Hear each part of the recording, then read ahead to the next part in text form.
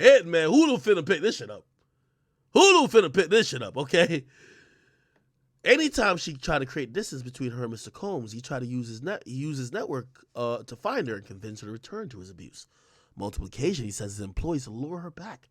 2011, during a rough patch in Mr. Combs and then Cassie's relationship, Cassie had a brief relationship with musician Kid Cudi. When Mr. Combs returned from a trip, he demanded a freak off. What the? Wait, hold on. Wait. So, wait. I guess they're off at this point, so they're not together. She goes to date Kid Cudi for a little bit, and Diddy comes from a trip and demands a freak off, and when it says acquiesce, she did it. How you gonna do a freak off with your ex-boyfriend when you dating Kid Cudi? So you cheated on Kid Cudi. During this freak off, Mr. Combs found Cassie's phone and found emails between her and Kid Cudi. Mr. Combs became enraged and proceeded to place a manual corkscrew between his finger and lunged at Cassie. Cassie ran away to stay at Kid Cudi's home. He should know Kid Cudi pussy. Like Kid Cudi, Diddy a gangster. Kid Cudi pussy. Come on now, right? You can't go to his house. You got to go to Suge Knight's crib or something like that if you want protection.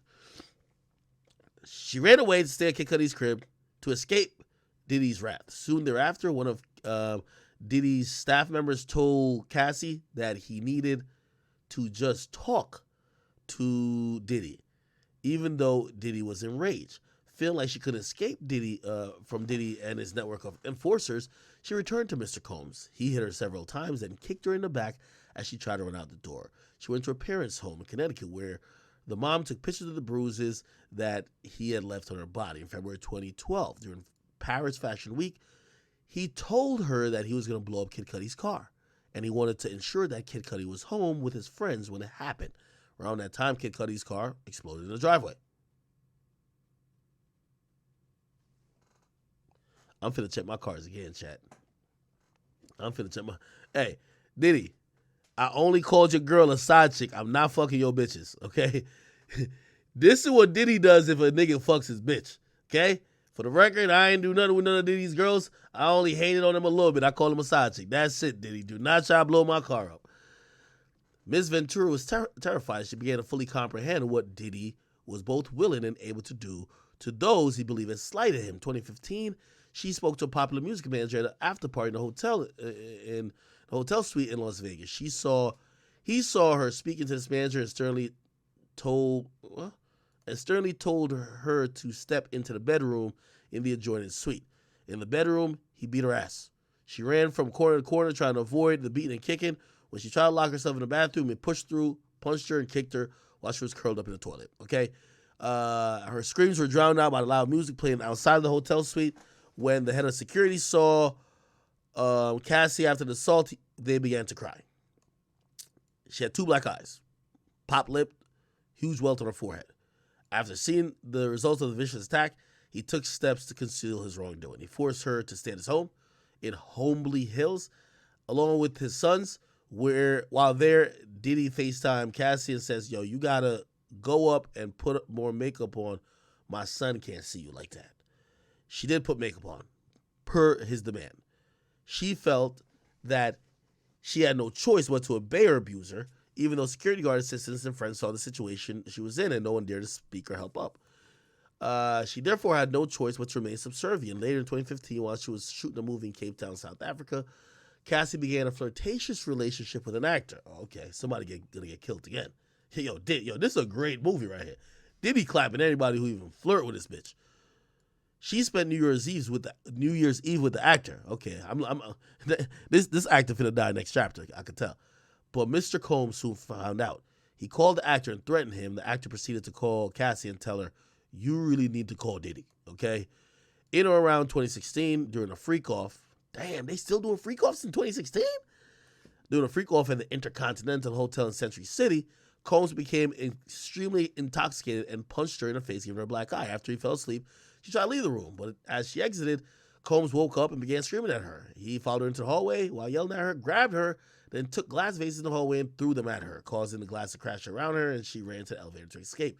She managed to get to the elevator. When she got to the lobby, quickly took a cab to her apartment. Upon realizing that her running away could cause Mr. Combs to be even more angrier with her and completely stuck in a cycle of vicious abuse, she returned to the hotel with intents of apologizing for running away from her abuser. When she returned, the hotel security staff urged her to get back in the cab and go back to her apartment, suggesting they had seen the security footage showing Mr. Combs beating her up and throwing glass at her in the hallway. Upon information and belief, Combs paid the Intercontinental $50,000 for the hallway security footage from that evening. After this, she left her home in Comstock and went to hide away at a friend's home in Florida.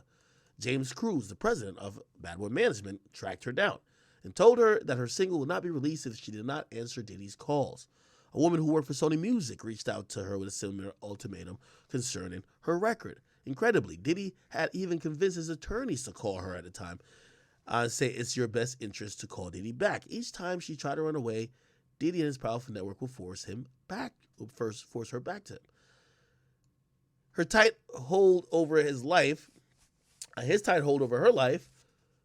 had irreparably damaged her friendships. Around 2018, when she was with her friend Kerry Morgan, Diddy used his key to the house and came in unannounced. He and Miss Morgan had an altercation, during which Combs threw a hanger at Miss Morgan. Upon information and belief, the incident resulted in a settlement between Combs and Miss Morgan. Miss Ventura ended up paying Miss Morgan additional funds in an attempt to resolve the dispute between her and her close friend and the abusive and controlling boyfriend. The relationship between Miss Ventura and Miss Morgan had been strained since this time. Seeing the extreme measures that Diddy took to keep a tight hold on Cassie and isolate her from her support network, and having experienced repercussions of rejecting his demands, she felt she could not say no to him, because she feared it would cost her something more: her family, her friends, her career, maybe her life. Now, this is where the sexual assault allegedly happened. By 2017 and 2018, she had become desperate to leave him and his abuse. She recognized if she stayed with him, she would never be able to have a successful career or ever be physically or mentally safe.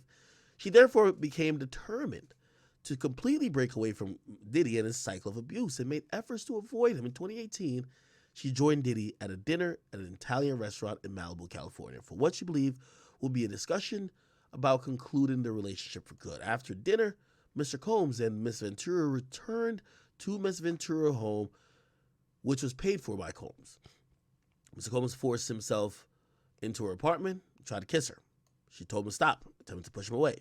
She forcibly pulled off her clothing and unbuckled his belt and began to sexually assault her, while she repeatedly said no and tried to push him away. Soon thereafter, she took steps to separate herself from her longtime abuser, including by leaving the home that he paid for and returning the car that he purchased for her. Despite moving away, Cassie's address was posted online in early 2019, leading to fears for her safety. She was under immense duress during the months after Diddy raped her, and took all the steps to entirely remove herself from her abuser's orbit, including by entering into contracts to end her record deal with Bad Boy Entertainment. As a result of blah, blah, okay, so she's been dealing with a lot of psychological stress. She takes into rehab. Okay. All right. That's pretty much the crux of all that type of stuff, like the meat and potatoes. So she's claiming she's sex trafficked. So by the way, that alleged incident that she's calling rape, that happened in LA. That didn't happen in New York. But I could still imagine, let's say if this New York police department investigation into Diddy that says it might be surrounding sexual assault, let's say it has to do with Cassie, even though she didn't refer to these freak-offs as rape, she's still saying that she felt forced, and forced sexual activity would be something that would be investigated. And also she's claiming sex